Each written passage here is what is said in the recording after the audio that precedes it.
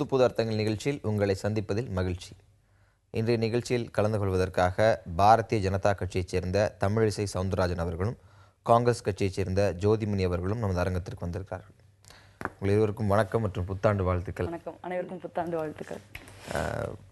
முதல்ல புத்தாண்டு அன்னைக்கு புது புது அர்த்தங்கள் நம்ம பேசிகிட்டு இருக்கிற இந்த நேரத்தில் கடந்த ஆண்டு இந்த 2013ஆம் ஆண்டில் நீங்கள் சார்ந்திருக்கக்கூடிய கட்சி சந்தித்த சவால்கள், சந்தித்த சரிவுகள், அடைந்த வெற்றிகள் என்ன அப்படிங்கிறத ரொம்ப சுருக்கமாக பதிவு செஞ்சுட்டு விவாதத்தை கொண்டு போகலாம்னு நினைக்கிறேன்.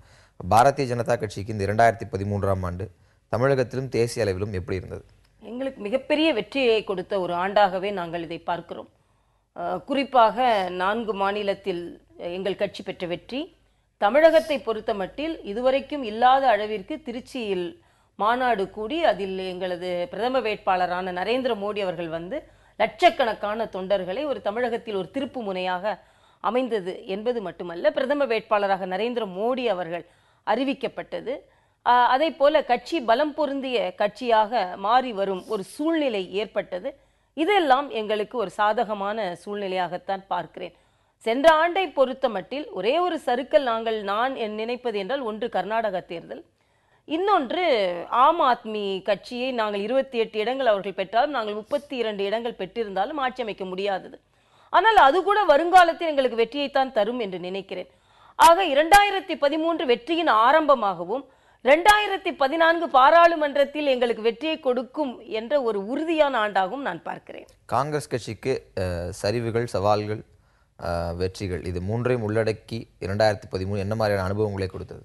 2003 பொறுத்த வரைக்கும் ஆரம்பம் எங்களுக்கு ரொம்ப நல்லா தான் இருந்தது. ஏன்னா பிஜேபி நேரடியாக ஆளும் மாநிலங்கள் இதே ஆண்டுல நிறைய பேர் அதை சொல்றது இல்லை. நீங்க பாத்தீங்கன்னா இமாச்சல் பிரதேஷ், உத்தரகண்ட், அவங்க சொன்ன மாதிரி கர்நாடகா 3 தேர்தல்களில் வெற்றி பெற முடிஞ்சது.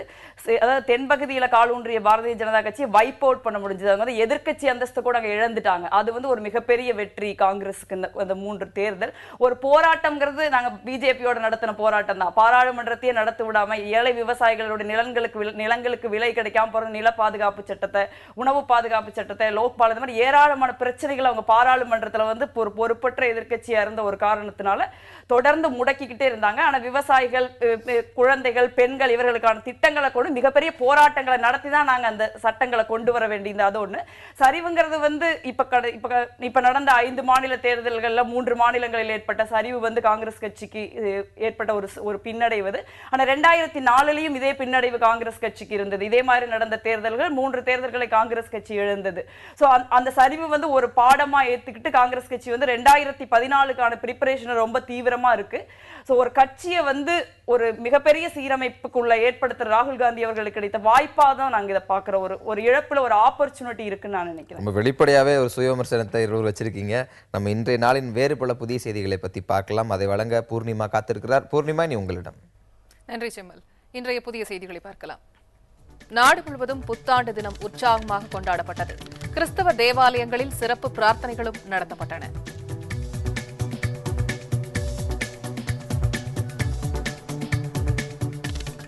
புத்தாண்டை ஒட்டி தமிழக ஆளுநர் ரோசையா, தமிழக முதலமைச்சர் ஜெயலலிதா உள்ளிட்ட தலைவர்கள் வாழ்த்து தெரிவித்துள்ளனர்.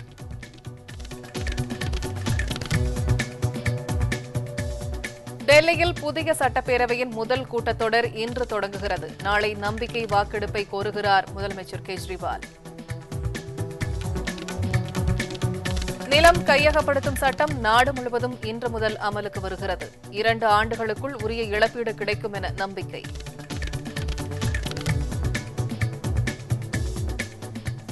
குடியரசுத் தலைவரின் ஒப்புதலுக்கு அனுப்பப்பட்டது. நாடாளுமன்றத்தில் நிறைவேற்றப்பட்ட லோக்பால் மசோதா விரைவில் சட்ட அந்தஸ்து பெறும் என எதிர்பார்க்கப்படுகிறது.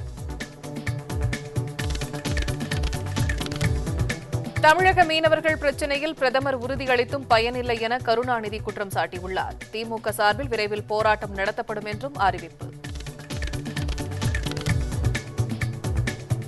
இலங்கை சிறையிலிருந்து விடுவிக்கப்பட்ட தஞ்சை மற்றும் நாகை மாவட்டத்தைச் சேர்ந்த 6 மீனவர்கள் நேற்று காரைக்கால் வந்தடைந்தனர்.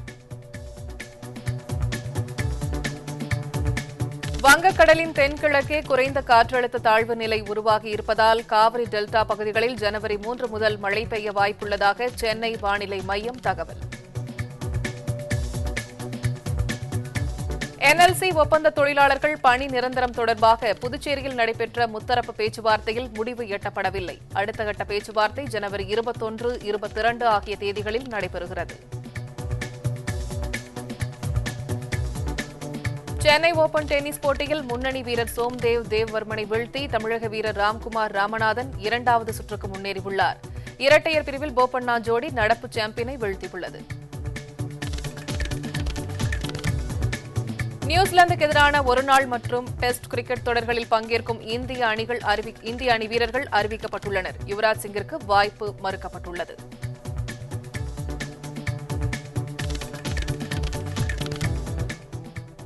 தஞ்சை மாவட்டத்தில் காலமான இயற்கை வேளாண் விஞ்ஞானி நம்மாழ்வார் உடல் இன்று நல்லடக்கம் செய்யப்படுகிறது. பல்வேறு தரப்பினர் அவரது உடலுக்கு அஞ்சலி செலுத்தி வருகின்றனர்.